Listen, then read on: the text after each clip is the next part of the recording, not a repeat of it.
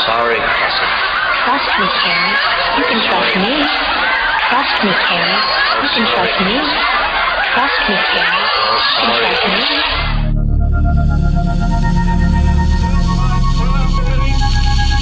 That the only thing we have to fear is fear itself.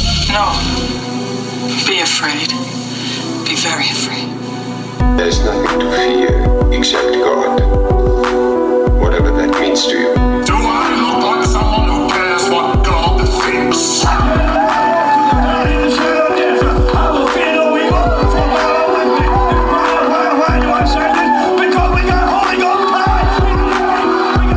You're listening to The Fear of God, a podcast exploring the intersection between Christianity and the horror genre.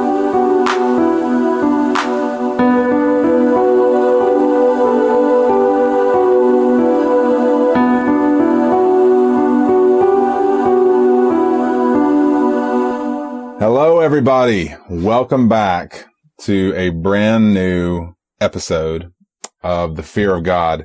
This is a very special episode of The Fear of God, and I'm going to get to why that is in just a couple minutes. This is Nathan Rouse, one of your faithful co-hosts. Typically with me would be Reed Lackey, but he said, strangely, for a 36-year-old guy, he got invited to a prom, which blows my mind a little bit, you know. I'm happy for him. I'm happy. A little weird, but I'm happy for him. You know, it's good to be invited to things, unless it's the invitation. It's a dinner party that goes sideways. But anyway, so he got invited. Reed, you're back, buddy. You made it out. You look a little worse for wear, though. That must have been quite a prom. By the skin of my teeth, boy, I have heard of some outrageous parties, but this one took the cake. Yes, so to speak. I'm glad you made it out of that terrible party alive. We'll get to that. So absolutely, if you've read the byline on this episode, you know where this episode's going. But we're going to jump past that. We're going to do a little bookkeeping. Hey, Reed, how you doing, brother? I'm doing good, man. It's good to talk to you again. Listeners won't know this, but it's actually been a while since we've recorded. To them, there have been no breaks, but for us, it's been a while. So it's good to be sort of back in the saddle, as it were. Yes, and I'll explain that in a minute. I did want to piggyback. So we recorded our 2016 in review episode about a month before 2016 ended. And I think you didn't know I was going to do this. I think you would totally be in agreement with going this route, though.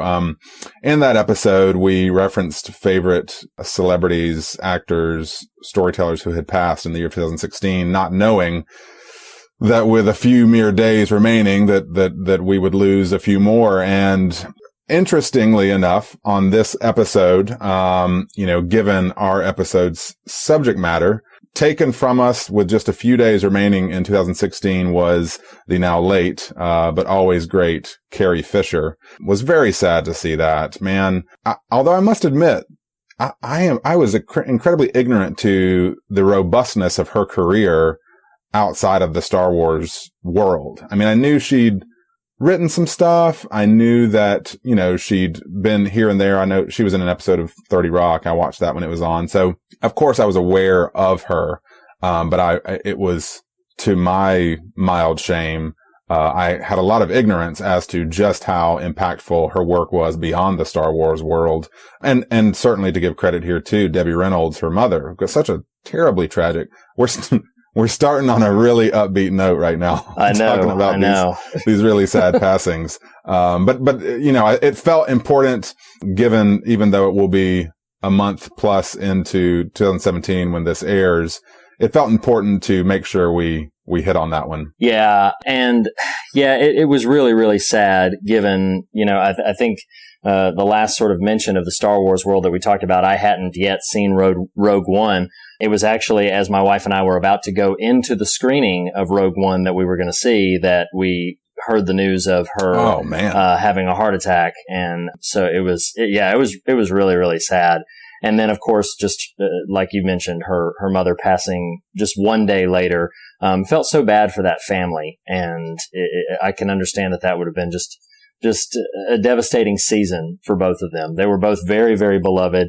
I admittedly, like you had mentioned, I was not a full, complete, avid fan of hers beyond the Star Wars world. I had seen a few other things that that she was in, and had always considered her a really amazing talent in her own regard. But yeah, it was very, very sad. Switching gears from the sad stuff, listeners, like you just said, won't know that it's been about a month since we've recorded. We intentionally did that because my wife and I welcomed our third child into the world. Congratulations. Also, thank you, man, at the very end of 2016, which is why right at this second, I've got spit up on my shoulder. I don't have enough sleep for an adult man. I am in a laundry room right now recording because it was important to me to do as little as I could to disrupt the home as it tries to let her settle in for a night's, well, I say a night's, by a night, I mean like 2 hours worth of sleep. Right. But I do have my Not Your Father's Root Beer at my side, so I'm good to go. Ready for a good conversation for you. Hey, we've got a lot to cover on this episode, and it's going to be a fun one. But I've got an idea for you, Reed. This is something you and I haven't pre-briefed quite as much as we used to, which I like. It keeps each other on our toes. I agree. But I had this fun idea. So, it was inspired by current events, actually, but it's a podcast idea. So, we are hosting right now and have hosted for 25 episodes, The Fear of God. And we jokingly said a couple weeks ago, so where I'm going with this is I think, Reed, that we should start a podcast network. So we've got The Fear of God. We've got The Fear of God. I say we take the horror out of it and just, you and I, we just cover romantic comedies. We do our format and we discuss such treasures as Love Actually. We talk about Return to Me and David Duchovny's bad crying. Oh, boy. We just do, and we call it the love of God. So you've got the fear of God. You then have the love of God, which again is, so you're covering the horror movies and faith. You're covering romantic movies and faith. And I feel like with our 15 years of hetero life mateness, that we're just well equipped to really do a lot of good work in the world of romantic comedies and faith. I hear the influence of your wife in this somewhere. No. This is all me. Because the third one came to me tonight. So we are recording, on January 27th of 2017, the night of, let's just say a bit of heightened stuff in our world right now. And listeners may not believe this, but I actually do restrain myself a decent amount in our recordings of how impassioned I can get on some of our, he does, the topmost political, strata in our country right now. So where I'm going with this is after The Fear of God, after the love of God, I think we do a third podcast that is just us not caring, called The Wrath of God, where we just let loose. And, we may have to ask forgiveness after each recording and after each one airs, but it's about I'm feeding the whole thing. It all works. It's about exorcising that passion. So what do you think, Reed? The Of God podcast network, hosted by Reed and Nathan. I'm on board. I'm completely on board. And now, I'm even trying to think about how do we incorporate the peace of God. There you go. There you go. And, it's just, all that podcast is, it's just dead air. Yes. It's just quiet. Yes. It's just still. Yeah. You just turn it on. We greet you. We say, hey guys. Hey, it's Reed and Nathan. And then we just let it record for 30 minutes. And then it just goes. And then that's all it is. Yep. And then at the end of 30 minutes, we say, see you next time. Wow. That's the peace of God. With some light John Tesh tones, right? Flavoring under. Well, John Tesh is a Christian, right? I mean, Oh, that's true. See, right. There you go. So it all works. We got to have John, that big, speaking of John Tesh, who knew this is where we were going? Have you ever seen any of his appearances on Conan O'Brien? No. They're hysterical. I should look them up. He always, I'll steal the punchline, though it's still worth watching. He'll feature John Tesh and Conan. Some of these guys like John Tesh or Yanni or Kenny G, they're always doing these like DVDs of big concerts, Yanni at the Acropolis or whatever. Well, right. John Tesh will come on and Conan will be like, oh, so you're here plugging your new concert movie or whatever. And without fail, this is what happens when John Tesh comes on Conan. Paul Rudd is similar. It's hysterical. Conan will say, okay, let's show a clip of your new DVD. And, and it will cut to a scene from the Addams Family of Lurch playing the piano. It is this running gag between the two of them that every time he is on, they feature a clip of John Tesh's concert and it's Lurch playing the piano. That's hysterical. It is That's hysterical. really hysterical. So yeah, we've already talked about a brand new podcast series and John Tesh. So what do you have, Reed? Oh, you know what? I'm excited for all of it. I'm excited for whatever forever 2017 holds. Then I'm on board. I guess buckle up, as it were. I have a couple of I have a couple of other little announcements to go into. But before we do, I did want to mention, you had mentioned Carrie Fisher, Debbie Reynolds as well. Wanted to mention another personal one for me that is more recent to the recording of this episode. Just in the last couple of days, Mary Tyler Moore, TV icon, passed away. And I personally grew up watching the Dick Van Dyke Show. Obviously not in its live run. I'm not that old. But it was a real special show for me to watch on Nick at Night when I was a kid. And I could safely say that Laura Petrie on the Dick Van Dyke Show was my first crush as a child. So it was really sad for me to see her go. I still regularly watch the Dick Van Dyke Show, and so was saddened to see her go. Hopefully 2017 does not hold as many celebrity deaths as 2016 did. Oh, I'm sure it will. I'm sure it will rival it. It's just going to happen. Yeah. It's just the kind of where we're in right now. You know what's fun about Rob and Laura Petrie is I actually am very unfamiliar with the Mary Tyler Moore Show, but there's an X-Files episode where Scully and Mulder go undercover in a neighborhood to uncover this. I mean, the whole theme of the episode is like the dark underbelly of suburban society. Right. And they go undercover into this neighborhood as the characters' names are Rob and Laura Petrie. And it's just it is a whimsical episode. So it's meant to be kind of a send up of that kind of feel. Oh, that's nice. That's really nice. Yeah. I was obviously a very big fan, and I'm sure we won't be able to mention every single celebrity passing as it comes, but that one felt so close and so personal that I had to touch on it. There's one more, but we'll save that for reasons that'll be clear a little bit later. I do have a couple of quick sort of announcement things, and then we have something a little fun. Listeners, if you're tuning in and you're like, wow, when are they ever going to get to their movie and to their new episode format? I would say, just bear with us for another easy, 10 to 15 minutes here. A couple of quick things is you may have seen some written reviews that are showing up on the Facebook page specifically and on the More Than One Lesson site that under the Fear of God banner. Just wanted to make you aware of that. There's probably going to be a number of things that are going to hit our radar that we wouldn't necessarily do an episode about, but may have some thoughts or comments about. So there'll be a few occasional written reviews of recent or even older films that are going to hit the feed there.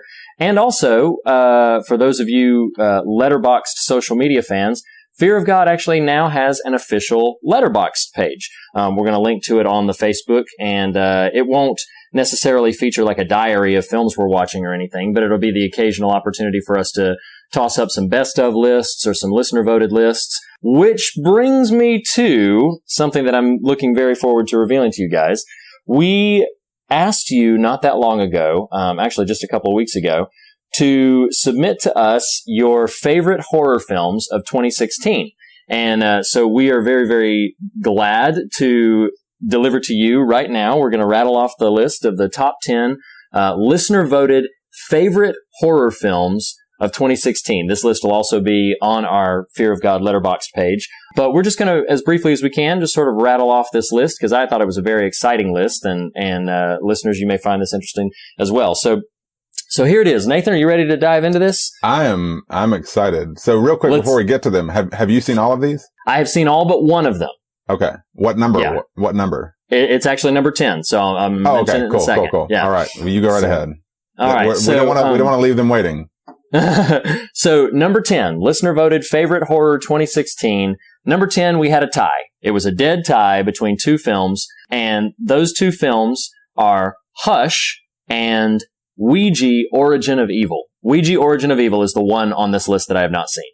So, ironically, both of those films were by the same director, Mike Flanagan, which is why I thought it was kind of appropriate that they both sort of landed in the same place. Mike Flanagan made 3 horror films this year, and all of them, from my understanding, are pretty good, or at least pretty well received. I have seen Hush, and it is excellent. I even mentioned it on an earlier episode of Fear of God. It's available on Netflix, and listeners, you should check it out. It's really, really good. Oh, Hush. Okay, so I've actually only seen 4 of the movies on this list, and this is not one of them. But number 9, featuring Miss Blake Lively and her friend the shark, is The Shallows. So that was number 9 from our list. I liked that movie a lot, and I was happy to see it make it on the list. It's appropriate if it's going to make it on a list that it makes it about 9 or 10, but I was happy to see it make the list because I enjoyed it a lot. But you enjoyed it for its depth, though, right? Yes. It was a surprisingly deep movie. Go ahead with number 8. Waka waka. Okay, so number 8, a film that I only have recently saw, was The Neon Demon. And that was a film that was really unsettling in a number of ways. And to be honest, of these that I've seen, it's my least favorite on the list. But it was a very provocative film. It's got some interesting things that it's sort of exploring, and definitely a deft visual style. But number 8, The Neon Demon. Number 7 was the harrowing, frightening Under the Shadow. Oh my gosh, this movie. Now, have you seen this movie? No, not at all. I was just trying to add some gravity to my delivery. Yeah, to something. You should see Under the Shadow. It's available on Netflix as of this recording, maybe even as of this broadcast. Under the Shadow is really interesting. It's an Iranian film, and it is a horror film that is also set amidst the turbulence of war in Tehran. And it's fascinating, and it's extremely well executed. Deeply moving in places. I was very surprised by it. Under the Shadow. It's like I said, and maybe even as of this broadcast, it might still be on Netflix. Please check it out if you can find it. It's worth seeing. Now, I have seen this next one of yours. All right. So this one, landing in at number 6. We spent a lot of time talking about this, and deservedly so. I was happy to find The Invitation landed at number 6. You know, in hindsight, after we did our top movies of 16, and we had not recorded our Invitation episode yet, I'd love that movie. Like that would... That's wonderful. That would easily be in kind of my top 5 for the year of 2016. Yeah. I don't know if it's top 5 for me, but it's unquestionably top 10. I have to look back at my list, but it's such a wonderful movie. I loved it so much. Number 5, which I have, is a lovely movie about a group of theater peers who hang out before their play. It's called Green Room. And the horror of the movie is about just, they don't know what the play is. It's like the actor's nightmare, right? That's the plot. You know what? We'll just go with that. Let's just, listeners, if you've seen that movie, then yeah, you know how accurate or not Nathan is. That's funny. In all honesty, though, I really did love that movie, and one of the things I loved about it. It's sad to think about this movie in light of Anton Yelchin's passing, but one thing that I sincerely did love about this film is seeing Patrick Stewart be a violent, brutal neo-Nazi. It's interesting. So it's kind of like Captain Picard is assaulting or terrorizing. Chekhov? Yes. Yeah, Captain Picard's assaulting Chekhov? Yes. Sure. Exactly. That's, ladies and gentlemen, Green Room, number 5. Make it so. Make it so. Engage, Chekhov. Okay, number 4. Right. I did see this one, The Conjuring 2. Number 3, go read. Actually, you took 2 in a row, so that's all right. But crap. Yeah, I also but that's can't okay. read. No, that's all right. The Conjuring 2, number 4. I was very happy. We spent a lot of time talking about this one. Go back and hear our episode about it, and yeah, I think it deserves its place at number 4. I'm going to take the next 2. Okay. Oh, okay. But number 3, I was not surprised to find this on the list. I didn't have as strong a response to it as clearly all of our listeners did. But number 3, Don't Breathe. Is that the Turkey Baster movie? That is the Turkey Baster movie. Yeah, I haven't seen that. I don't know. I mean, I saw it, and it's. Oh, you did? It's very good. I didn't see it in the theater, but it's been out for a little while now. Did it make you want some turkey? It did not make me want turkey at all, in the slightest. Or much of anything else. Okay. But no, I mean, I understand why it's number 3. It's a very well executed film. Yeah, it flips the home invasion thriller on its head in some really clever ways. So yeah, it deserves to be up there. So number 2 came to me as no surprise, except that I thought it might make number 1. Number 2, as we've just recently discoursed about extensively, is The Witch. You got it. You gotta love it. I have seen that one. I do love it. I can't accurately summarize the plot, although the ending still leaves a little bit of ambiguity, though not as much. Number 1 on the list of top 10 listener-selected horror movies of 2016 is Batman vs. Superman. That was a surprise. I did. I hate you. Of all the gimmicks that have made their way into our show, I adore them all except for this one. This one makes me want to gargle razor blades. I did not see that coming. I mean, people liked it though. No, but in sincerity, number 1 on the list was, and this was a lot of fun. I was just being funny there. 10 Cloverfield Lane. That was very exciting to me. I did not. Oh yeah. You and I talked about this over the phone. We did pre-brief this, that what's fun to me about that, and I think this will make sense to you. You know that experience where you watch a movie early, it's like maybe it's opening weekend. You've got a little interest in it, but you're not sure. You don't care what the buzz is or whatever the hype might be around it. And you happen to go catch it and you're like, I really like that movie. You have that fresh, raw experience. And then all of a sudden everybody else likes it too. And you're like, yeah, I've got good thoughts and ideas. So it was pretty cool to see Cloverfield Lane make the top of that list. Yeah, and you're so right about the fact that, like, I saw it so early in the year. I never would have expected it would remain so high in my list, even, when we get into January of the next year. But yeah, I mean, it was one of those things where it's just, it's a real gem of a movie. And I think that it deserves every inch of the praise that has been heaped upon it and all of the attention that's been given to it. I really enjoy 10 Cloverfield Lane, and I'm happy that it is. If anything was going to beat The Witch, because maybe Witch deserves to be number 1, but if anything was going to beat it, the one thing that I would not balk at for a second is 10 Cloverfield Lane. It is a wonderful, wonderful movie. And listeners, it's your favorite horror film of 2016. So we thought that list was interesting, and we thank you everybody who participated in voting on that.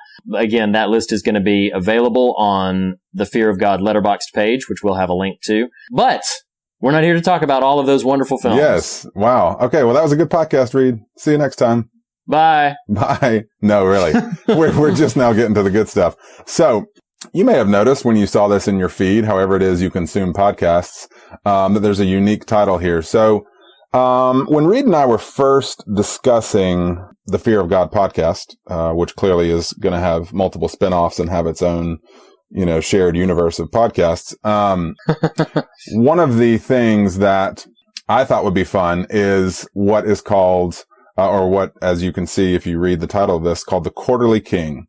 So I need to give my man Reed Lackey props for my re-exposure to Stephen King. Listeners who've been with us for a while, would remember in a pilot episode that I read the book Pet Sematary when I was a wee lad, and it scared the stuffing out of me. And, I would use a different word if this were a Wrath of God episode, but scared me really bad as a wee 6th grader, such that I put down his work for about, 12, 15 years, something like that. And I clearly recall, this is the year 2006, that I wanted something. I was reading all this highfalutin theology gobbledygook. And I remember saying to you, Reed, I said, man, I just want something that I don't have to chew so hard on. Like, can you give me some Stephen King recommendations? And presumably this would have been around the time of this book's publication, but you recommended Cell. Oh, yeah. Which is still, I would still consider one of my top of his favorite works of his. So the point I'm simply trying to make here is, that was 11 years ago at this point.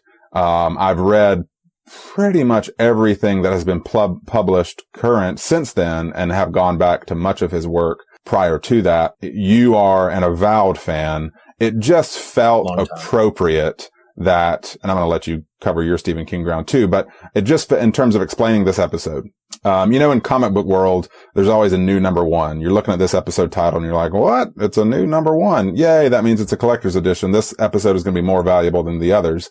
But, it just felt appropriate as two friends of faith talking about horror stuff. For me, definitely. you would probably have a few more broad, more varied touch points, but Stephen King is the net holding it all together. In terms of my affection for this genre, again, have read most of his work at this point, probably 75+%. And it just felt important and appropriate that when we started this show, that we benchmark important episodes. So the reason this is called Quarterly King is because every 25 episodes, we are going to do an episode featuring a piece of work by Stephen King. Specifically today, we're talking primarily about the movie Carrie. Reed's going to expound a bit on the book, which I've read too, but he's read more recently. So that's a long-winded way of addressing what this episode is, other than just a bunch of tomfoolery. But that's pretty normal. So yeah, Reed, that's my peek behind the curtain in terms of how I came to King. Feel free to, chat and say whatever you want in terms of what made you glom onto this idea in terms of the Quarterly King stuff.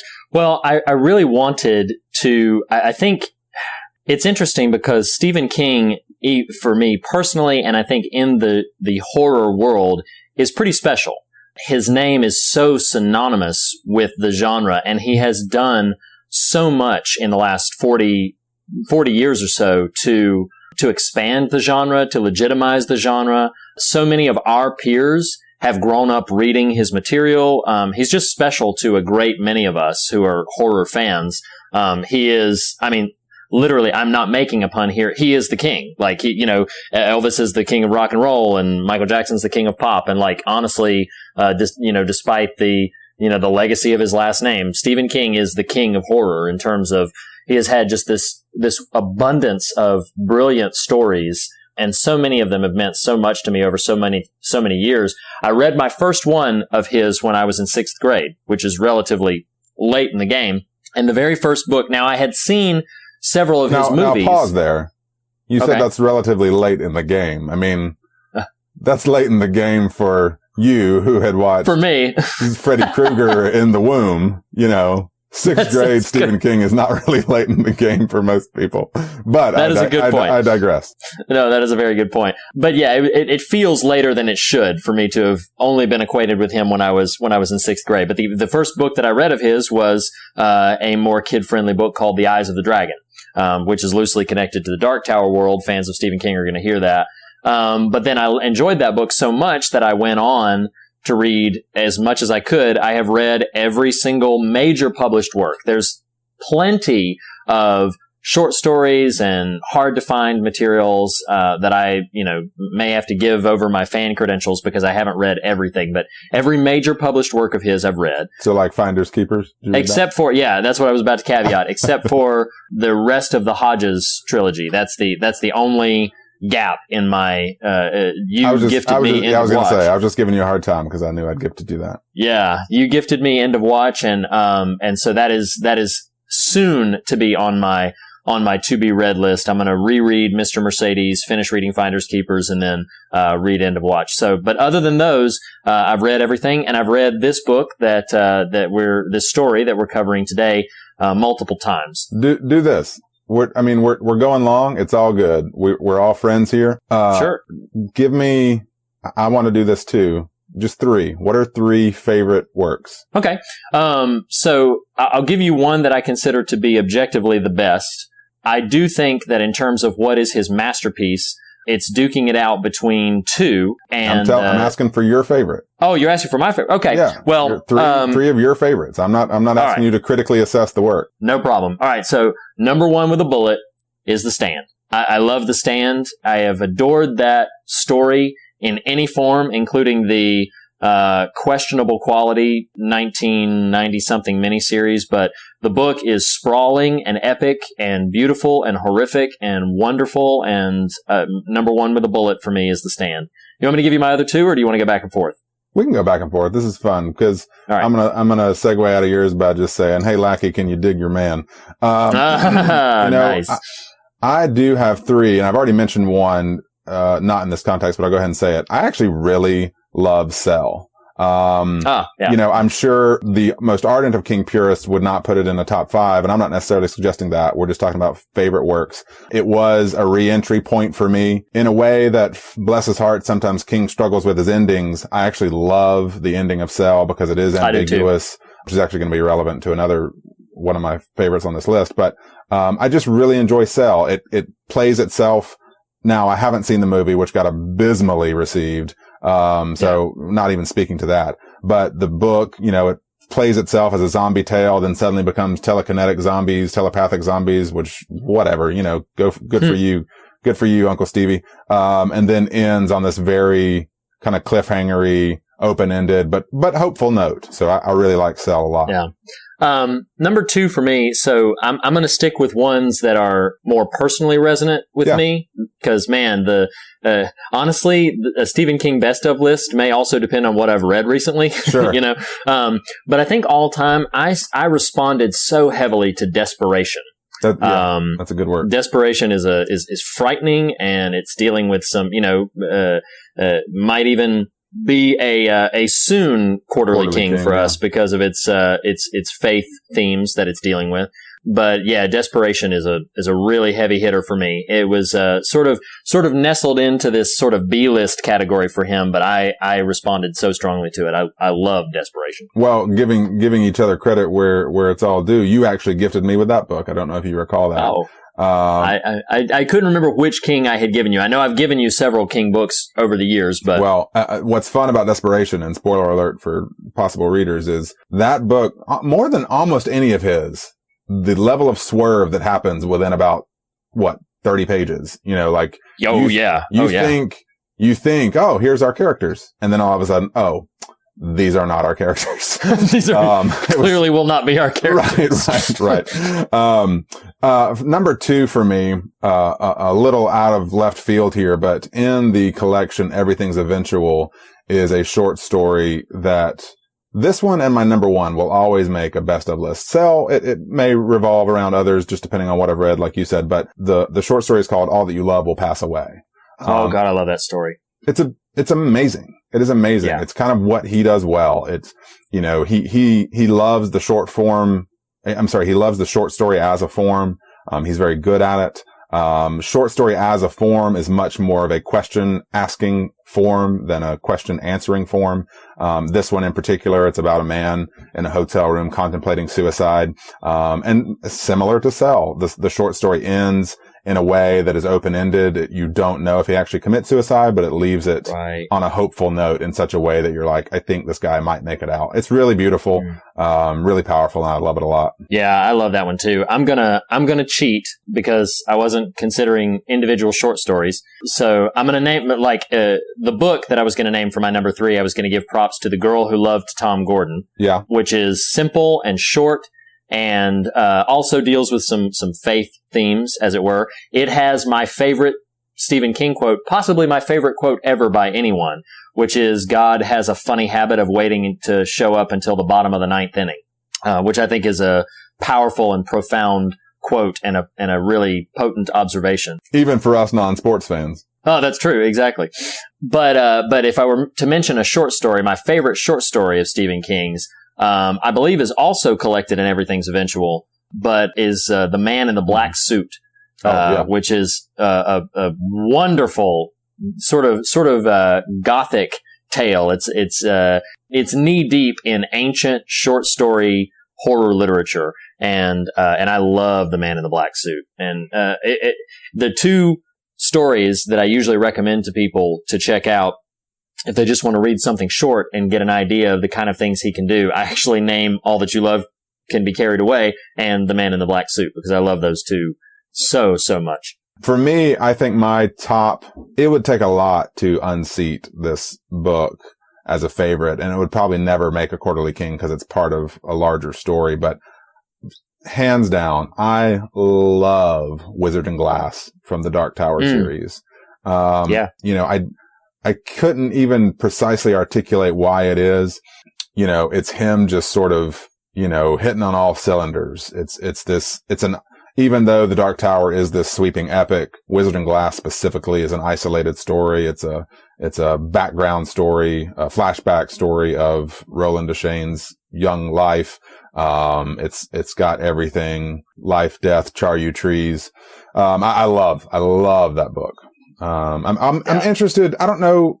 You and I haven't talked much about this on the show or off it. I'm interested to see how this whole Dark Tower adaptation is going to go. I like the rumors that they're suggesting so far in terms of it being able to steer a bit afield in a real organic way. But regardless, I'm interested to see where that goes. Yeah, me too. I'm very excited for the upcoming film, and hopeful for it because they've tried a number of ways, a number of times to get it off the ground. And the fact that this is actually pushing forward, I'm really excited to see what they ultimately come up with. So that is a much longer winded than we probably wanted to way of introducing what is going to be special, beefier episodes called Quarterly Kings. This is the very first entry in that. And we are, yes, as we have suggested multiple times, though not explicitly stated, dealing with his first book, right? Yeah, this is his first novel. We are more directly addressing the film version, just it makes it a little easier on listeners and on podcasters.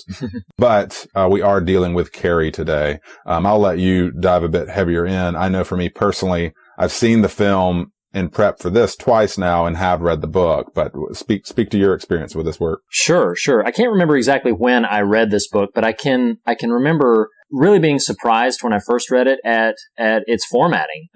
If you've only experienced any movie versions, any film versions of Carrie, you might be surprised to discover that the novel is structured very much like a docudrama, where parts of narrative are interspersed with elements from, I'm going to hopefully say this in a way that will make listeners understand it, a fictitious non-fiction version of the events that the narrative is describing. There's a book within the book, so to speak, called The Shadow Exploded, and it also is featuring clips from interviews and newspaper articles, and so the narrative plays out not only with scenes that are dictated in standard novel prose, but also with these little asides that add flavor to the characters and to the story. And I think that Carrie, which it almost pains me to say this will probably make sense in a second. It almost pains me to say this because it was his first one, but I still think it ranks among one of his, if not his, most well-structured, tightest work that he has ever produced, which makes me sad to say because it was his first one. So I feel a little bad saying that he did his first work. The man is, he doesn't know how to stop writing. And so sometimes I can get away from him. And I agree with you. Carrie is very economical, very efficient. It is probably, if I had to guess, one of his shortest full works. It is. Interestingly, your description made me think of this. Any even nominal fan of King's work should make it a priority to read On Writing, whether you're a creative person or not. That's his, I think he actually calls it a memoir. A memoir of the craft. That's it. That's what I was looking for. But it's lovely in that book where he describes the experience of writing Carrie and having it be published when they were, I don't know if you remember this story. I have this image of him on the phone. He answers the phone and they're expecting X amount of dollars for the publication or for purchasing his manuscript, which at the time would have been a decent sum. And what they instead got was, if let's just say he was expecting $5,000, it ended up being like, 50 or 60 grand, which in the 70s, when this would have been released, was a healthy sum of money for a first time writer. On Writing and Carrie, excellent works. Yeah. And in fact, I was going to perhaps briefly summarize that story of publication, but I think I'm actually going to not do that and echo what you said about encouraging listeners to check out On Writing. I was going to briefly summarize. It's an easy read. Absolutely. It's a very compelling read. Yeah, absolutely. And he goes into a lot more detail about how Carrie came to be written. The one thing that I will say, and it is true, it's not urban myth, that he began writing Carrie and threw it in the garbage. And his wife, Tabitha, fished it out of the garbage and told him to continue writing it. You may have heard that version of the story that says that she fished it out of the garbage and sent it to the publisher. It wasn't completed when she fished it out of the garbage. He had to actually keep writing it, but she encouraged and coaxed him into it. In fact, one of the dedications, I forget, it might even be the dedication to Carrie. I don't have the book in front of me, but in one of the dedications to one of his books is he dedicates it to Tabby, who got me into it and then got me out of it, which I think is beautiful. That's awesome. And to be clear, not that this necessarily needs addressing, but just in case it does, we are specifically talking about the Sissy Spacek original adaptation of Carrie, not the 2010 or so. Well, there've been 3 actually. Oh, really? Yeah. No, I know there was a Carrie 2, I think, right? Is that yeah, there was a Carrie. No. There was a Carrie 2 in 1999 called The Rage, and it was all of it, right? It was all the rage. It has been years since I've seen that movie, and I have such I don't remember it very well, except that I remember not liking it. But there were actually 2 other adaptations of this novel of Carrie. There was one in 2002 that was originally intended, believe it or not, as the pilot of a TV series. It was a made-for-TV movie over the course of 3 television hours, so actual runtime like 2 hours and 12 minutes. But it was intended to be like the launch of a TV series for Carrie, which, spoiler alert for Carrie, I'm going to spoil something right now. If you've read it or you've seen the movie, you know this already, but I have to spoil it now to address this. So Carrie does not survive this story. But in that TV version, that is the biggest misstep that they did, is that she survives at the end. Carrie survives. Because you can't have a TV series if you don't have a Carrie. Exactly. And she went on to move to New York and hook up with some best friends.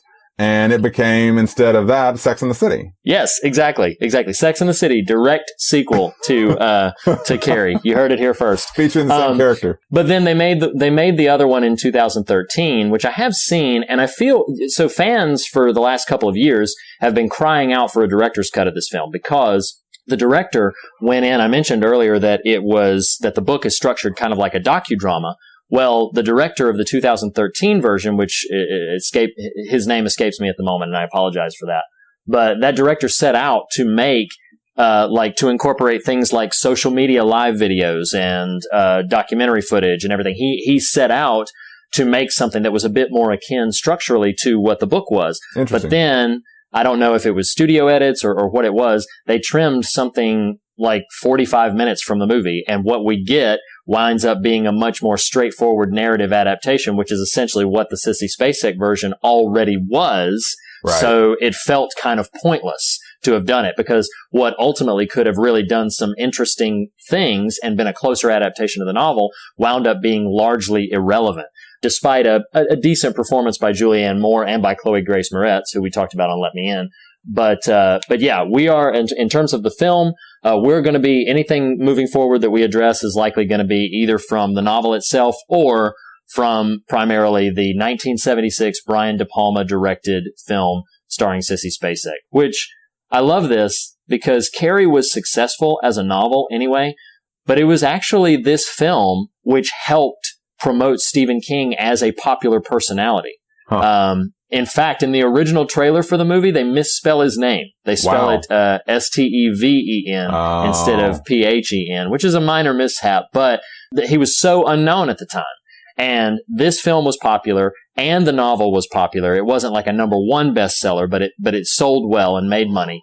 And so then, he went on to write a couple of other things, and his success grew from there. But he, I think, even in interviews and stuff, will also largely credit this film as being part of why he became as successful as he did, because Brian De Palma did such a wonderful job in so many brilliant ways adapting this story into the film that we get. And when I rewatched it, I was reminded at just how well crafted it really is. It's so solid. And I mean, it's a movie from the 70s. It feels like it's from the 70s, particularly with some of the hairstyles and the clothing, but it is so. And with the young John Travolta.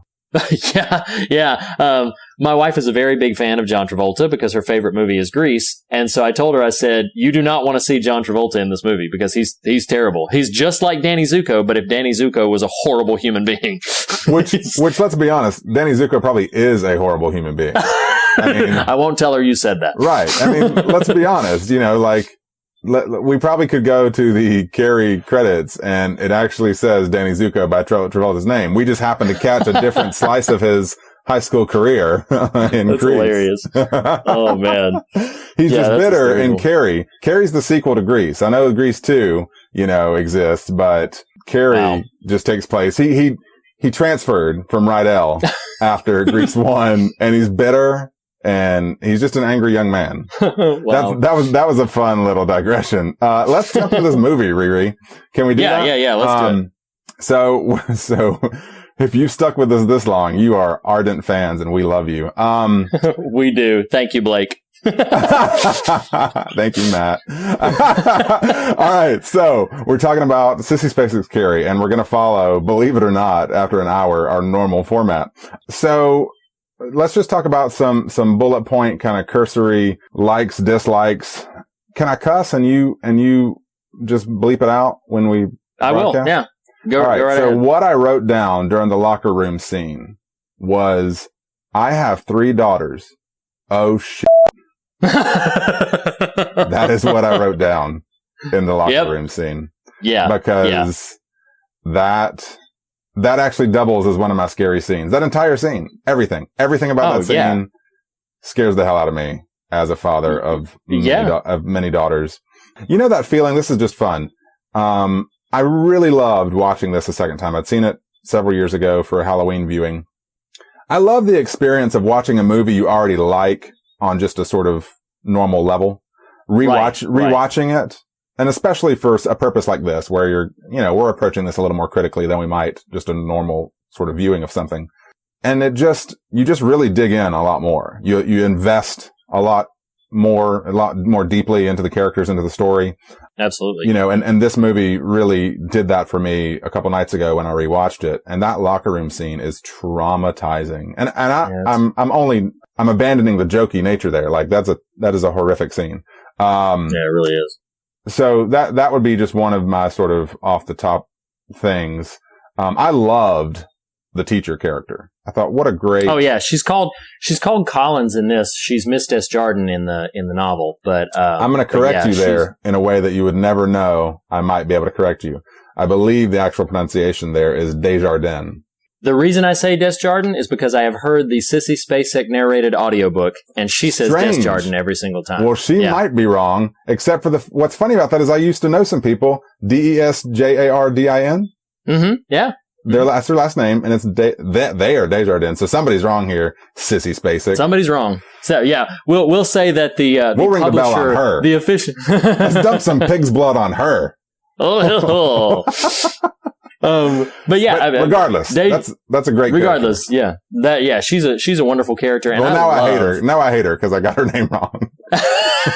Well, no, I love the scene. It's so many of these moments. This is what I meant when I said that it's one of his most well-constructed stories. There's not a wasted scene.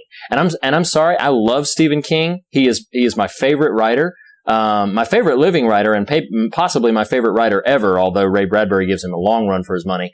But Stephen King has many a scene in many a book that could easily be excised. They're still fun to read and they're still enjoyable, but I'm like, okay, well, this is not really taking us anywhere. This is an excursion somewhere. Carrie has none of those. Every single scene is vital, even in the novel. It definitely is true in the movie, but even in the novel, every scene is vital to either the theme or the narrative of what's happening. It's very propulsive in that way. And I love the scene where the teacher confronts all of the students about how they treated Carrie in that locker room. It's powerful. And it definitely is not something that you would necessarily see fly in a modern story. You wouldn't necessarily, like, there's so much political correctness sensitivity nowadays. You would not necessarily see it expressed for a teacher to be so hard on these kids for how rough they were to this other student. It would all be, maybe I'm being a bit dismissive here, but I think it would all be sort of soft pedaled and soft shoed in a variety of different ways. But in the novel especially, and even in the film, there's a lot of coming to the defense of Carrie on the behalf of the teachers and the administrative staff. They stand up for her in a very big way, even under the threat of, and this is not in the film, but even under the threat of a lawsuit coming against them, where they said, like, there's one scene where the main antagonist girl, now her name escapes me, Betty, I think her name is, but you can call her Betty. I'll call her Betty. You can call me Al. And then you can call me Al. Yeah, exactly. I beat you. But she, when she refuses to do the detention and loses her prom tickets and all that other sort of stuff, her dad in the novel, comes to the school and threatens to sue them for that interaction with, in the film, Miss Collins, where she slaps her. He threatens to sue them. And the principal, in one of my favorite moments in the novel, says, okay, fine. If you want to sue, that's fine. We'll sue on behalf of Carrie White for the trauma that your daughter caused to her, in this moment. And so they really come to her defense. They really come to Carrie's defense, which makes what happens all the more tragic. Sure. Well, it's definitely not the movie is definitely not politically correct. Yeah. Oh, no. Hashtag MAGA, come on. Oh, So I texted you, and I want to address two things here. I texted you this thought, and I mean this in like the most like greatest way I can express it. I said, this movie is such a slow, painful walk to a bitter, bitter end. I mean, it is, I mean, like your heart breaks many times over for this character. And one of the things I wrote down as a it's a quote, and I'll expound upon it. And Carrie says to her mother, she says, "I'm going, Mama, and you're not going to stop me." I love in the movie, well, I'm sure this is to some degree in the book too, but I love Carrie coming into her own.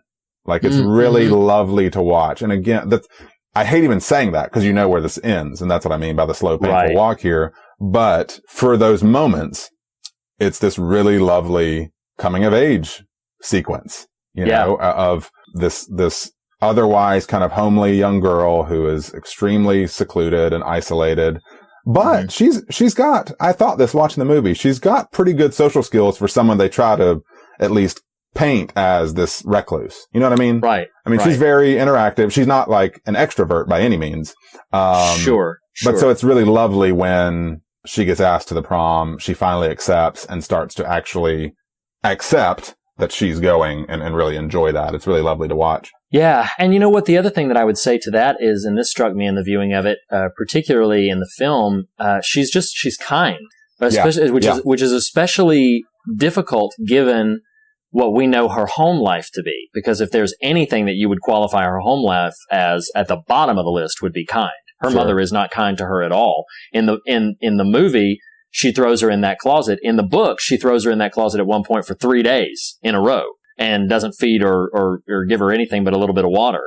So her mother she's living in the cupboard. All she needed was a Hagrid to come along, and then this would have been such a different story. And bring her home. See, we've already named two sequels. We've named 2 sequels to Carrie in this podcast. What was the other Sex and the City and Harry Potter. The entire Harry Potter franchise. Don't forget the prequel, Grease.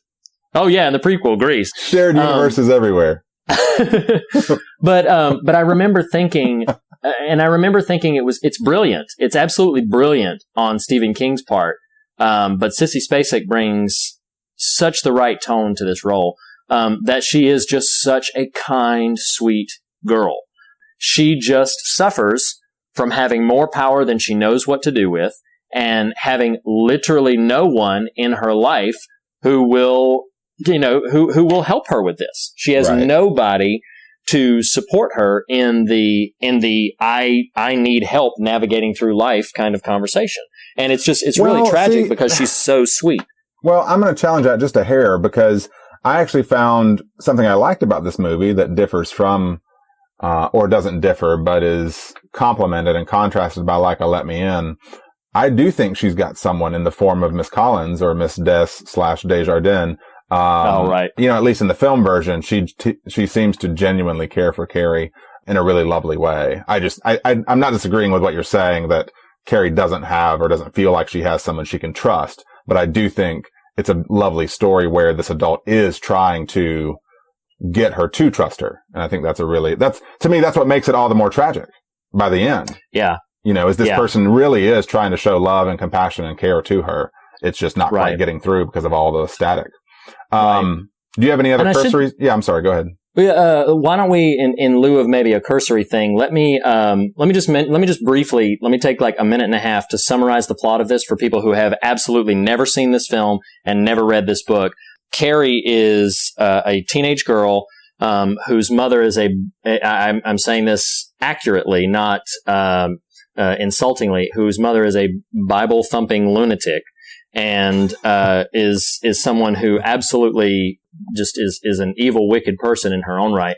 But poor Carrie, it just has no real guiding light for how to navigate through the horrors of high school. And when she has her first menstrual period in the locker room shower with a group of very cruel and just cold-hearted other teenage girls, they begin to tease her and make fun of her while she is literally so oblivious to what's happening that she thinks she's dying. She thinks she's bleeding to death.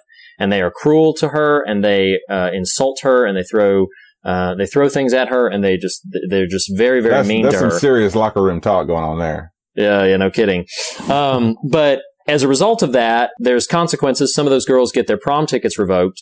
And then one girl, Sue Snell, asks her boyfriend if her boyfriend would take Carrie to the prom. And she's trying to do some degree of penance, trying to sort of make things up to her, let Carrie get a little bit of exposure to the more palatable, popular world. And so her boyfriend agrees to do that. But then things, we'll probably talk about this more in a few minutes. So I'll just say things do not go well at that prom. But that's sort of the basic premise of Carrie. And it's also kind of the basic premise of all proms, right? Yeah, it was mine too, you know.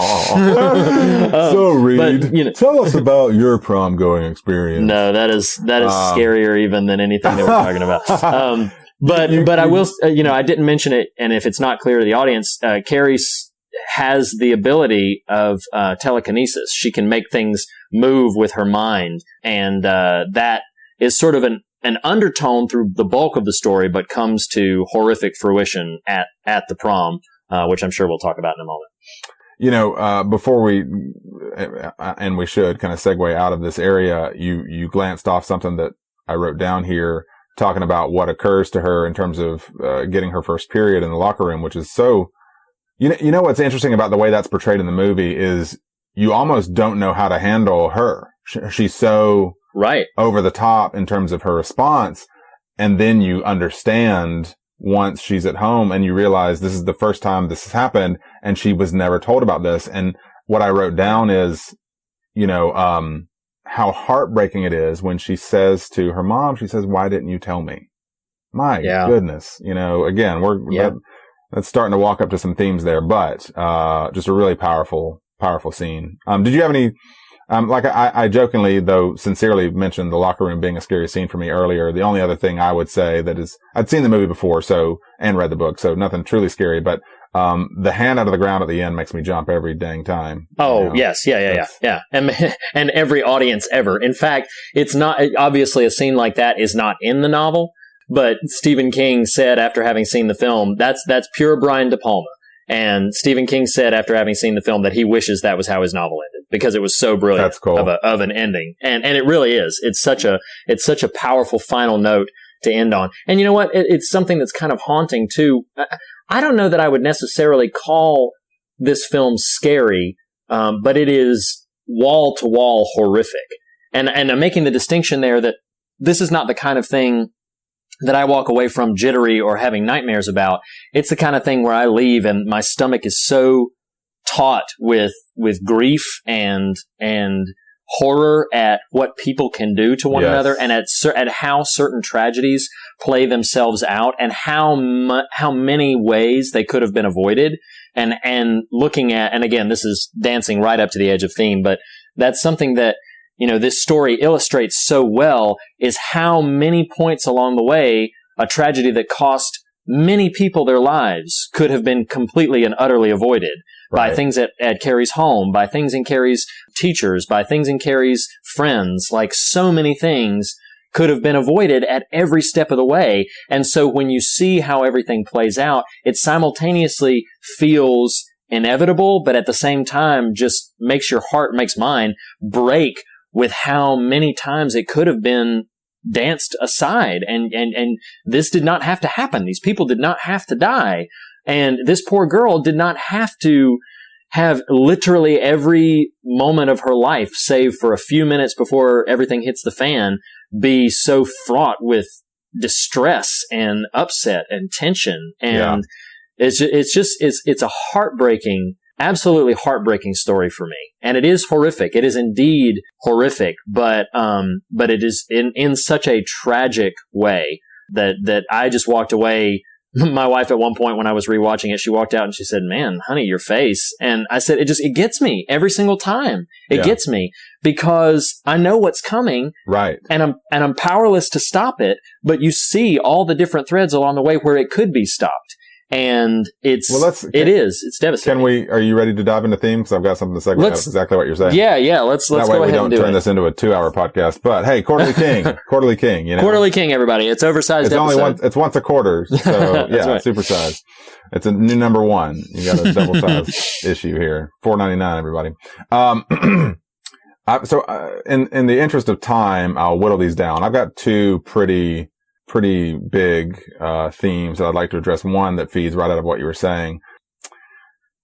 You were talking about what I phrased earlier, the slow, bitter walk. Like you know, you are powerless as a viewer. Which is a fascinating, incidental, perhaps, or intentional filmmaking technique. Like as a viewer, I know where this is going, and you want to say, just someone please stop this train. And you just can't. And you're just watching it until the wreck happens and it all goes up in flames, literally. But what I want to ask here is, it's interesting. So the notion of kindness has come up a couple times in recent Fear of God episodes. It will never come up in Wrath of God episodes, but but in The Witch, you reference the scripture verse talking about acts of kindness of the wicked. Phrase that for me. Do you remember? Even the kindest acts of the wicked are cruel. Yes. Okay. So kindness in that regard. Well, in Bone Tomahawk, we spent a lot of time talking about lies as kindness, untruths as kindness. And what does that mean? Well, It's interesting watching this movie. And what I wrote down was act of kindness gone wrong. And the question I'd sort of have for us to talk about for a second is, were Sue and her boyfriend wrong for their attempt to help Carrie? Because there's something really interesting happening there. As much as you want the train to stop, I think, one, it's expert casting. I don't have the IMDb list in front of me to know who that actress is that plays Sue, but Amy Irving. Okay. She has such clear empathy for Carrie, and it reads in every scene she's in. You never, because this isn't what is happening, and it would have been in error to do this, but you never feel like what she's attempting to do with the boyfriend in the prom and Carrie is some sort of manipulation, because it's not. No. She is trying to say, what is a way we can make this person feel like a person in a way that no one else is? And it's such a bitter, tragic spoke on the wheel of this story that what is a very sincere act of kindness instigates everything. I mean, that's the axis on which the story turns into the fate of everybody. Yeah. You know what I mean? And in the novel, that is explored to at least a degree, in that we learn that she came under intense investigation, because when it was discovered that she had prompted her boyfriend to ask Carrie to the prom, there was a group of people who wanted to hold her liable for all the deaths, because A, she survived, and B, there's like, hey, you were clearly planning a prank here, and because of this prank, so many people died. And so the novel spends a little bit of time and attention to that exact thing, and it doesn't give any easy answers. Sure. It leaves you wondering, as we are right now, of whether or not this was the right thing for them to do. But it's interesting because I myself have experienced, to, of course, far lesser degrees, the well-intentioned moment gone wrong. Right. Like, just, you're trying to do something good, you're trying to do something right, but in the process, you just wind up making it worse. But isn't it? Well, but see, isn't this interesting? So I would categorize this differently than what I think you're describing. I think there's a difference between, oh man, I just tried to get it right, and man, I screwed up. You know, we're both married dudes. We know what that feeling is like. You're like, oh, right. I didn't think everything through from every facet, and it came off wrong. But I was trying to do the right thing. I think what's fascinating and is worthy of conversation here is there was not an effort to try to do the right thing. They did a right thing. in the context of their worlds. You know what I mean? They're high school students. Yeah, right. It's not like they, adopted a kid in Africa through Compassion International or something. I don't mean like that, but I mean like in the world, in the context of their life, Sue saw a very real problem and acted in compassion. Like, I would personally, I watch this story play out and I don't pass judgment on Sue. Oh, I don't either. I can't. I don't think, and it's interesting. You're usually the one to invoke scripture here, but it's making me think of, all of our righteousness as filthy rags, which we always use as an indictment of human effort. Right. And I wonder if that's not the case at all. And it's more about, the best laid plans of mice and men. The road to hell is paved with good intentions. Like, there is a way in which, and this is interesting. Go with me on this. There's a way in which your best and kindest acts might still result in pain and tragedy. Does that mean you don't do the kind act? You know what I mean? That is and that is a difficult, that is a necessary question to ask, but it is so difficult to answer. Sure. Because then it comes down to, if I'm understanding you correctly, the question underneath the question is, what makes the right thing the right thing? Sure. Because it is good or because of the end result?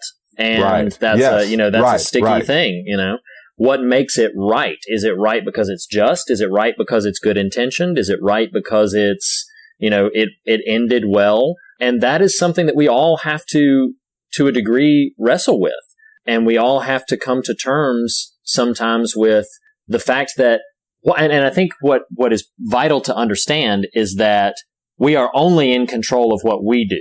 Right. And this story so obviously illustrates that we are not in control of every facet of what everybody else is going to do. Right.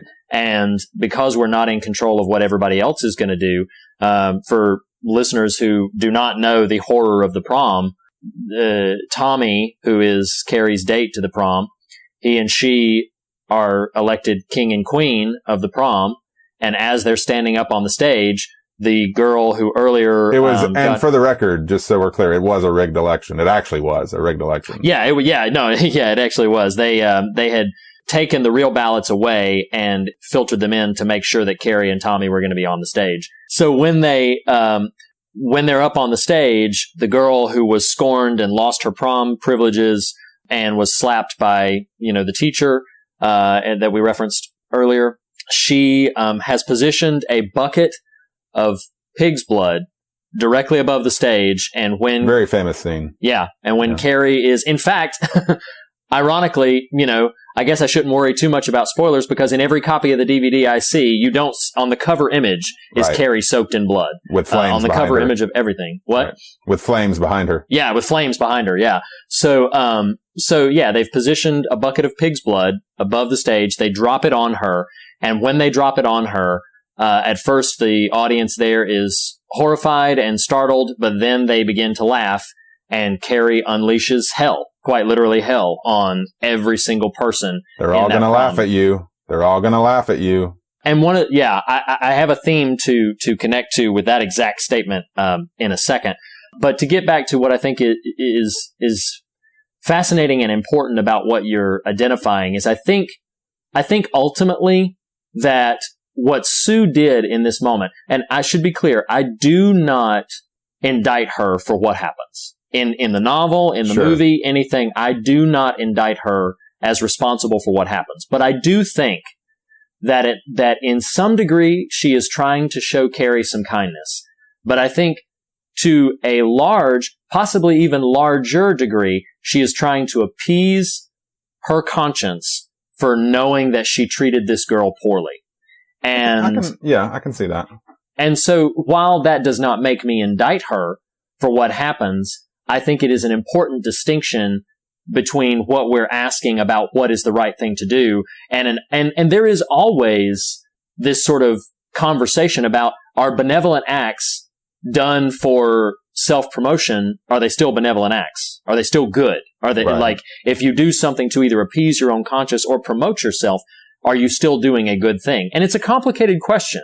And honestly, what I lean on, and though I did not prepare to reference the scripture, so I'm embarrassingly not going to know where it is located, that question was asked of the Apostle Paul, where they said, some people are preaching just to make money. Some people are preaching, they're promoting the gospel just so that they can get wealthy.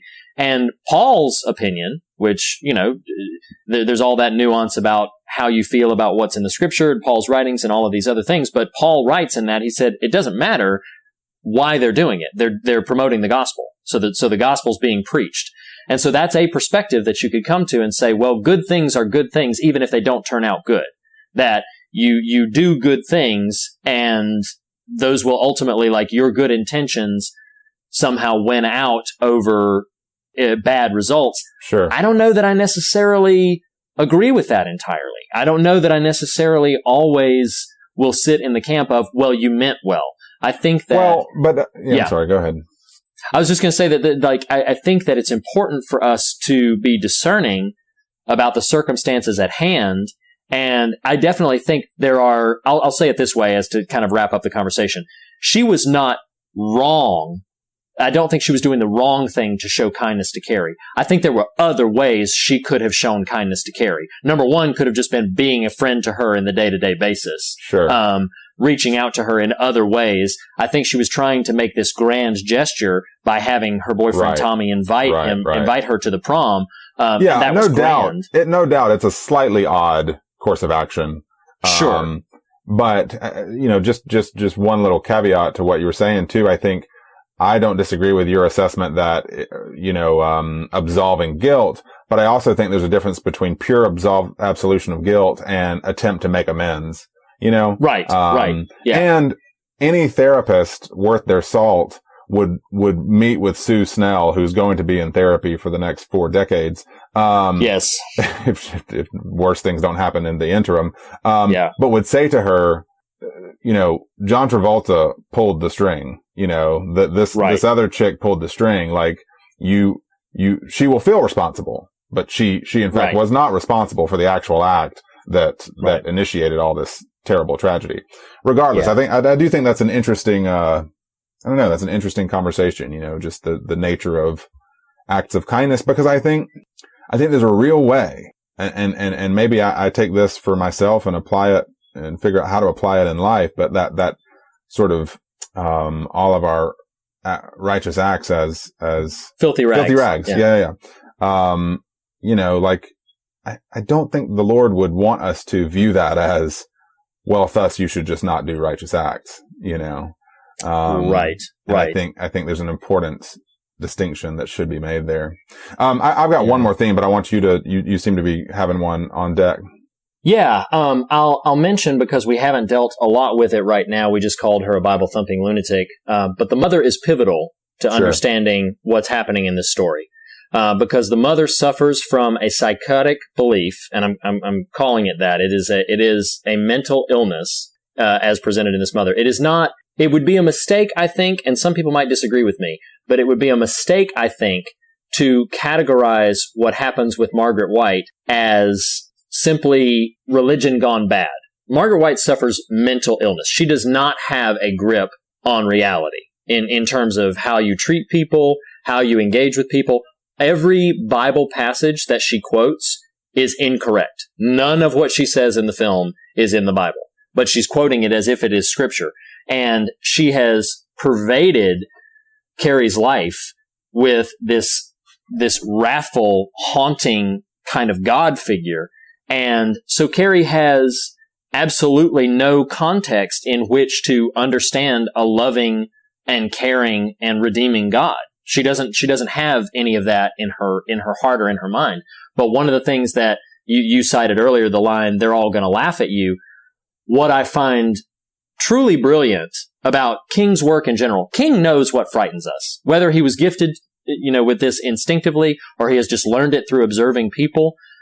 Stephen King knows what terrifies us. And what happens to Carrie White at that prom is every parent and every child's worst nightmare.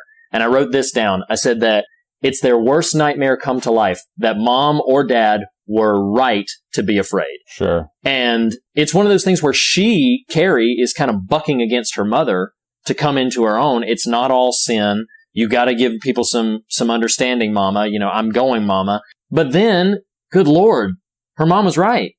Like, there's no way her mom could have known what was happening. She wasn't prophetic, but she wound up being correct. And it rips me to pieces that when this poor girl comes home soaked in blood and sits and bathes alone, and then she's cleaned up, and then she sees her mother. And while she is begging her mother for help, who, by the way, has been hiding behind the friggin' door the whole time. The entire time. Yeah. Right. Completely ignoring her daughter. And when her daughter is begging, hold me, Mama. Hold me, Mama. This is what breaks my heart about this story, is her mother is waiting there with a butcher knife. Right. To kill this girl. There is nowhere in this girl's life that she's going to find any compassion, any understanding, any sensitivity. She's got it nowhere. She cannot escape extreme abnormality anywhere in her life. And I think it's one of those things that we were talking earlier, and maybe this will connect the theme that I'm scratching at. Margaret White is the only quote unquote religious character in this story. In fact, we mentioned in our pilot episode, we referenced Carrie about religion gone bad, and she is the only religious character in this novel, yet she categorically does not represent a faithful, whole life in any capacity. So it is devoid from Carrie's world of any sense of godliness, any sense of wholeness or righteousness. She just receives this distorted, confused, psychotic view of what it means to live a righteous life. And we were talking earlier about what Sue could have done to either make amends or to do something right. And by starters, I said it earlier, but somebody just needs to be a friend to Carrie. Right. Tommy at the prom is a friend to her. Yeah. He calls her beautiful. You could question, like, what's he doing, man? At one point, he gives her a small peck on the lips and is like, you've got a girlfriend. Like, what's going on? Right. But one thing that I consistently walk away from is he's just being kind to this girl. Right. He's just inviting her to hang out with people. And he's just trying to get her to feel normal and get her to feel liked for a moment. And this is what I will say. I didn't write this down or plan to say it, but I'll say it now. He represents the sort of biggest picture of godliness or righteousness that you would give to a Carrie White in the entire film. Sure. Because he's the only one who's just really treating her like she's a flesh and blood human being with desires and needs and just treats her in any capacity like she's a person. And there's a scene where they're dancing right before the big sort of prom moment. And it's interesting. I read this actually in Roger Ebert's review of this movie, where as they're dancing one way, the camera is spinning another way. Yeah. And as they're doing it, it's a lengthy little moment. Yeah, I remember thinking that. The camera speeds up and the camera begins to go around them a little faster. And Ebert observed about that moment that it was as if things were getting out of control, as if things were spinning out of control. And it was a powerful observation to take a step back from that and to say, poor Tommy, you could indict Sue. It was Sue's idea for him to bring her to the prom. But if there's any what I would categorize as a purely innocent victim, it's Tommy. Right. Because Tommy is doing what his girlfriend wants to do, and he's bringing her along, and again, is just consistently kind to her. And I mean, he takes a bucket to the dome with the best of them, man. He just, he just gets laid out by that rusty old bucket. Oh my gosh. Yes. I want to take the track you're laying and lay some of my own and run with it, but I don't want to cut you off if there's more specific. No, that's pretty much it. It's just, and in this film, and I'll be honest with listeners, sometimes I'll come into these episodes and I'll have a kind of a conclusion. With this one, I have more questions than I have conclusions about some of the themes that we're scratching at, about how you do goodness in the world and how you be kind to one another. And, right. And the least of these and all of the different things that we could talk about as it relates to this, because it is a truly horrific idea to think that you could have the best of intentions and accidentally cause the worst of things as a result. That's basically all it is that I think that there's still value in us being kind to one another, but we also have to be discerning as well that it doesn't always guarantee that things are going to go well. You introduced sort of where this theme idea I have was going to go anyway, and we can, sort of start to dovetail this towards for our listener's sake, hopeful ending. What I wrote down is the weaponizing of faith. Oh, wow. And there's a lot to unpack here, but clearly it surrounds the mom. And I love Carrie's line that she just says, everything isn't a sin. Yeah. Yeah. And see, it's interesting because I'm going to put words in your mouth here. And so I understand there's some nuance that I want you to offer if it needs to be done. It felt like you sort of dismissed Carrie's mom, not as a potent and real force in Carrie's life. I think you clearly understand that, but like you made it, like you referenced the fact that she doesn't quote actual scripture. Right. And that's what I mean by dismiss. Like, well, can we really call this woman a quote unquote Christian? Because she's not using it properly. Well, that's where I'm going with this is I'll read what I wrote down and then I want us to unpack it a little bit. I just said, faith has the power to wound, to injure, to break a spirit away from God and wholeness. And does it exist that we can operate at such a non-real place, non-real meaning like we are not in the real world, like we are not present with those around us? Can we operate there as believers in a way that actually impedes the gospel? Because I want to look at Carrie's mom and say, that's not a Christian. Like right. I want to do that, but I also want to do that with the parents and the witch. Right. Right. But there is a certain degree to which I'm a gracious enough person in my own right. And what I know and understand of God and grace from him, I'm a gracious enough in the spirit to know, like, there are ways in which how faith manifests itself in others is not a way that I think is right or healthy, but can I say, okay, well, thus you are not a Christian? I wouldn't go that far. I don't know that I'm allowed to go that far because God still does love this person. But I think it is fascinating. We're watching it play out right now. Faith as a weapon. Right. And it's interesting because I typed this out while you were talking, not because I wasn't listening, but because you were inspiring me.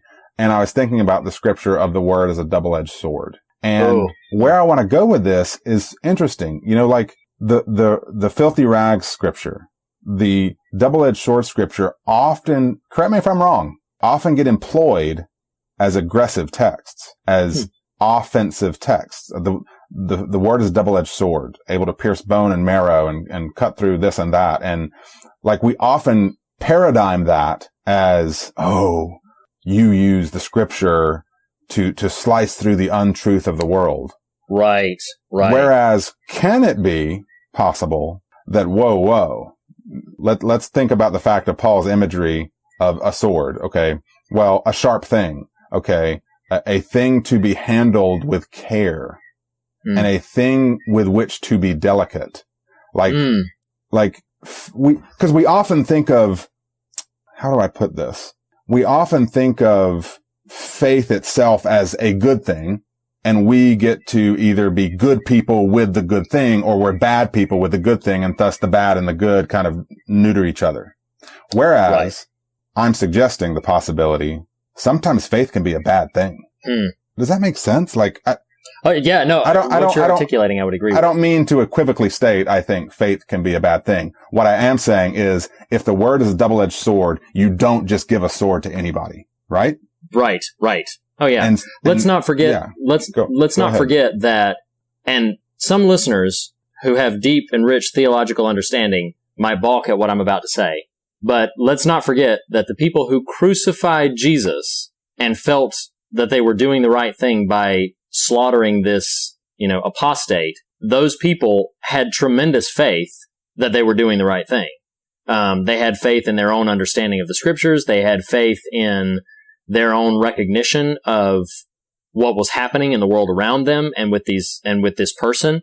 And I think that, again, if I'm understanding what you're putting forth here, I understand. I don't totally understand what I'm putting forth, but please run with it. Yeah. That maybe we could, it might be a little too dismissive and too easy to say that it depends on what you're putting your faith in, but I think that is an element of it, that it is like what we would call an expression of faith. If it is really, like we talked about in The Witch, the difference between what I would term as a robust, healthy faith and compartmentalized superstition, where you are using it as a means to control. Right. And along that same line, I do think that when you see your faith as a means by which to control the world around you, I think that is terribly misguided. And I would definitely agree that it's as if this thing has been entrusted to you that has tremendous power, that this faith has incredible power. But you see that incredible power. You see it at work in the lives of other people, and you say, I can use this incredible power to keep bad things from me, to keep bad people away from me, to punish people who make me feel bad, and to do all of these other things. So I'm going to yield this power in this way. And I think when that happens, I think that truth has a funny habit of not being denied. Mm-hmm. And if we're not able to properly and humbly access and live in a pursuit of truth, and if we're not actively trying to recognize and grow our understanding of that, it will turn on us, because we will be simultaneously denying other truths at the same time.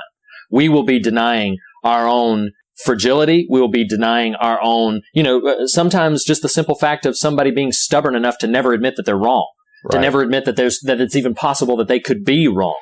But you put faith and power in the hands of somebody who's unwilling to admit they're wrong, and you've got a dangerous human being. Toxic, you have a dangerous person, because they are not going to listen to any reason. They're not going to even take a step back and go, you know what? I've read that scripture for 20 years. Maybe I'm misunderstanding it. But the people that really are powerful to be around and hopeful and inspiring to be around are those people who carry the same degree of grace and humility with them as they do knowledge and understanding. Sure. And when you get to go ahead. Well, I was just going to say, two thoughts. One, you were talking about, you were using the language, I said the sword, but you were talking about this, holding this sort of power, and I'm going to plug us right here. The fear of God, right? That's it. Right. You have a powerful thing. You have a sword. You need to fear that sword, and you need to fear how well or poorly you use it in the world. Yes. But, I despise cross-stitch theology, but I'm going to use it right here. What it makes me think, my germ of an idea that's led to this strain of the conversation, is the old adage, don't be so heavenly minded that you're of no earthly good. And which is a stupid phrase, but I think is very applicable here, because that's what I think, Jesus says you're the salt of the earth. You can't be heavenly minded. Let me figure out how to phrase this correctly. To be too heavenly minded negates being salt of the earth, I think.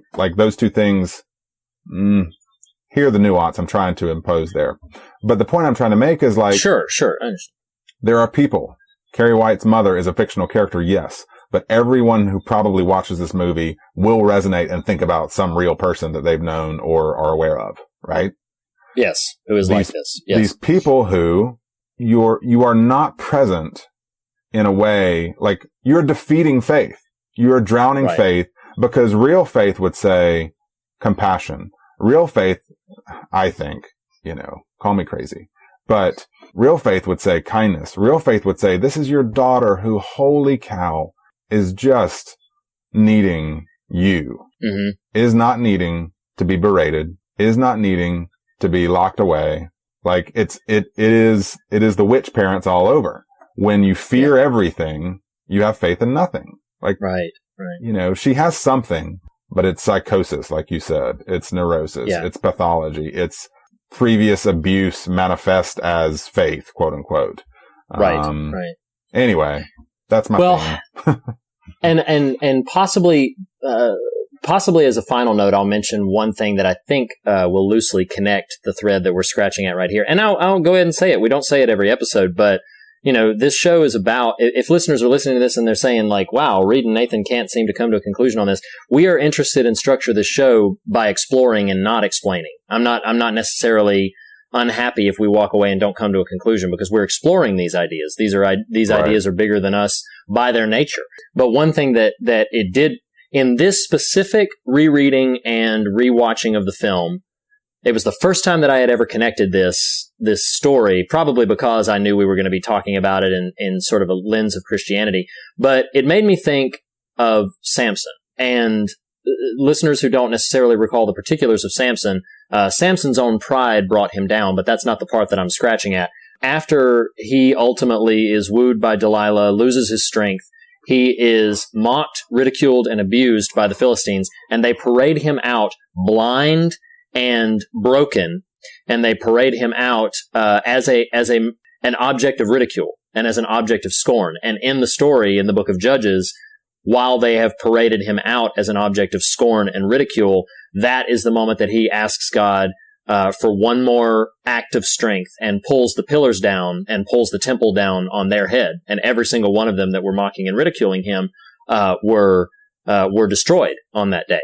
And you can see the parallels to the story of Carrie, but connecting it back to kind of the things that we're talking about the power of faith, I think that it is really easy for us to believe that because we know the Bible and because we have a decent moral compass and because we have some sense of integrity or self-righteousness or self-righteous understanding, I think it is very easy for us to look at people who do not have that same capacity with scorn and ridicule and to look down on them. And even if we would not necessarily treat them that way, to process in our minds them as objects of less than. And I think, and this is what I wrote down in relation to the Samson story, is that when we position other people, other human beings who God has fearfully and wonderfully made and who he loves every bit as much as he loves us, when we position them as objects of ridicule or scorn or see them as something less than a human being, we are sowing destruction for ourselves. We're sowing seeds of something that could and often will quite literally come tumbling on our heads, as it does for the Philistines when they're confronting Samson, and as it does for the students at this high school when they laugh at Carrie White. When you cannot position yourself as somebody who can recognize the other as a person who has needs. And yes, maybe partially that need is to be corrected or to be instructed or to be rebuked. I'm not saying we can never rebuke anybody, but I think it's important that we not see them as less than. And I think it's important that we not see them as someone who is not in receipt of God's love and not in receipt of God's attention, because I just think that is categorically against what we are called to be in the world, if that makes sense. And I think we will sow the wind and reap the whirlwind of destruction upon ourselves if we pursue that course of action continually. And that's all I got to say about that. Well, I think it's just worth, giving a moment of silence for old Danny Zuko. He's got to go find another high school. I mean, the poor kid, he just wants an education. Well, welcome back, Cotter. Nice.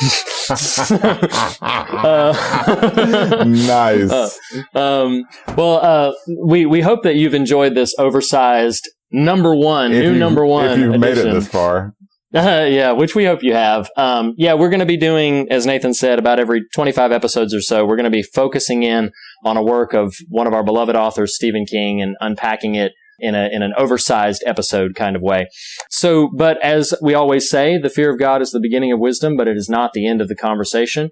And we hope that you'll continue this conversation with us about any of the things that we've been talking about, any of the themes, or about Carrie the novel, Carrie the movie, any of the movie versions. Or even some of the stuff that we went through like at the top of the Carrie and Sex and the City series, Yeah. Grease. If you want to talk about Grease. Sure. Old Rydell. My wife. Yeah, absolutely. But seriously, you can reach out to us in a variety of ways. You can follow us on Twitter. Nathan, what is our Twitter handle? @TheFearOfGod. And you can also like us on Facebook. There's a link to that through Twitter on our Facebook page. You can also go to morethanonelesson.com to view this posting and comment on that. We have several listeners who have begun to do that, and we appreciate that very much.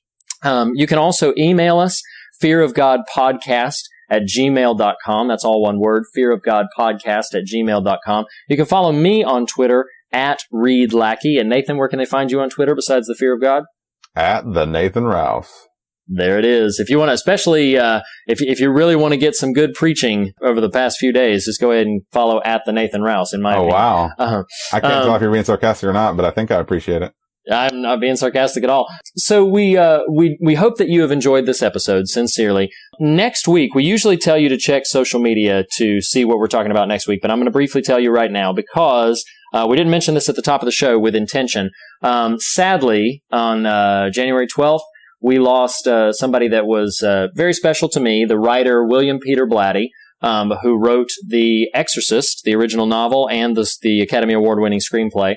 So next week, we are going to be tackling The Exorcist. We're as a tribute to him and kind of as to landmark our standard episode number 25. We are going to be diving into The Exorcist, the scariest film and of all time. Father Damien knows, you should never try to tackle The Exorcist. But that's true. That's true because, man, it won't go well for you. No, but, no, it won't. But sincerely, we hope you've enjoyed this, and we will look forward to seeing you guys next week. Nathan, thank you so much for, as always, having this conversation with me. I appreciate it. Thank you, my good friend. We'll see you next week, guys.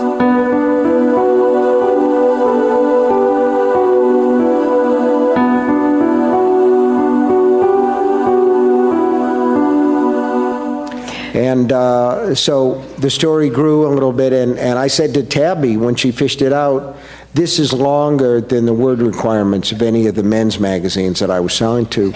And she said, do it anyway.